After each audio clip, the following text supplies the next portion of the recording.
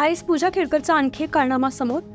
Trainee आय.एस. अधिकारी पूजा खेडकरांचा आणखी एक कारनामा समोर आलाय. पिंपरी पालिकेच्या वायसीएम रुग्णालयाला खोटा पत्ता आणि बनावट रेशन कार्ड देऊन पूजा खेडकरांनी अपंगत्वाचं प्रमाणपत्र मिळवल्याचं समोर आलंय.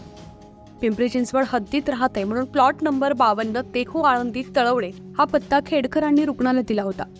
हा पत्ता रहिवाशी नसून एका कंपनीचं असल्याचं समोर आलंय.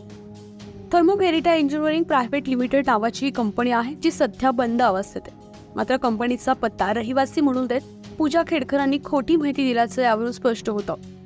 इथं कोणी रहिवाशी नसताना या कंपनीच्या पत्त्यावर बनावट रेशन कार्ड बनवल्याचं आणि त्याचा वापर अपंगत्वाचं प्रमाणपत्र मिळवण्यासाठी झाल्याचंही बोललं जात आहे.